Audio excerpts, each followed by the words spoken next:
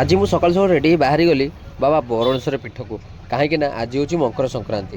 କିଛି ବାଟ ପରେ ମୁଁ କ୍ୟାମେରା ଅନ୍ କଲା ବେଳକୁ ଆମ ଛୁଆ ଖାଲି ଡରିକି ନୁଚି ଯାଉଛନ୍ତି, କାଳେ ଭାଇରାଲ ହେଇଯିବେ କି ଆଉ। ଇଲୋ ହେଇଲୋ 5 ଟଙ୍କିଆ ବସ୍, ମୁଁ ତ କେବେ ବସିନି। ଆପଣମାନେ ଯଦି ବସୁଛନ୍ତି କମେଣ୍ଟ କରି ନିଶ୍ଚୟ କହିବେ। ଅରେଇ ପଛକୁ ଗୋଟେ ଛୋଟିଆ ମନ୍ଦିରଟେ, ଠାକୁରାଣୀଙ୍କ ନାଁ ତ ମୁଁ ଜାଣିନି, କିନ୍ତୁ ଆପଣମାନେ ଯଦି ଜାଣିଛନ୍ତି ନିଶ୍ଚୟ କମେଣ୍ଟ କରି କହିବେ। ସେଠି ମୋ ବୋଉ ଟିକେ ଭୋଗ ଦେଲା, ଆଉ ଆମେ ଦର୍ଶନ ବି କଲୁ। ଗାଡ଼ି ପାର୍କିଂରେ ରଖି ଆମେ ବାହାରି ଗଲୁ ମନ୍ଦିର। ତ ଫାଇନାଲି ସାଙ୍ଗମାନେ ଆମେ ଆସି ପହଞ୍ଚିଯାଇଛୁ ବରୁଣେଶ୍ୱରଙ୍କ ପୀଠରେ। ତ ମନ୍ଦିରଟା ଏତେ ସୁନ୍ଦର ସଜା ହେଇଛି ଯେ ବହୁତ ସୁନ୍ଦର ଲାଗୁଛି। ସାଙ୍ଗମାନେ ମୋ ବୋଉ ସବୁବେଳେ ଗୋଟିଏ କଥା କୁହେ ଯେ ବାବା ବରୁଣେଶ୍ୱର ପାଖରେ ମାନସିକ କରି ମୋତେ ମାଗିକି ନେଇଥିଲେ, ସେଥିପାଇଁ ପ୍ରତ୍ୟେକ ମକର ସଂକ୍ରାନ୍ତିରେ ଆସି ବାବାଙ୍କୁ ଦର୍ଶନ ଆମେ ସମସ୍ତେ କରୁ। ଦୀପ ଜାଳି ସାରି ଆମେ ବାହାରି ଗଲୁ ବାବାଙ୍କୁ ଦର୍ଶନ କରିବା ପାଇଁ।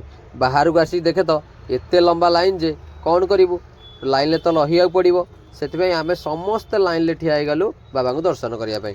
ବହୁତ ସମୟ ଅପେକ୍ଷା ପରେ ବାବାଙ୍କ ଦର୍ଶନ କଲୁ। ଜଗନ୍ନାଥ ଦର୍ଶନ ସାରି ବାହାରକୁ ଆସିକି ଦେଖିଲା ବେଳକୁ ବହୁତ ଲୋକମାନଙ୍କର ଭିଡ଼ ଲାଗିଯାଇଛି। ତ ବହୁତ ଖୁସି ଲାଗୁଛି, ଏତେ ଭିଡ଼ ମୁଁ କେବେ ବି ଦେଖିନଥିଲି।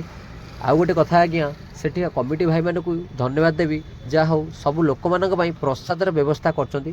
ବହୁତ ଖୁସି ଲାଗିଲା। ଆମେ ପ୍ରସାଦ ପାଇଲୁ, ତ ପ୍ରସାଦ ତ ବହୁତ ବଢ଼ିଆ ହେଇଥିଲା।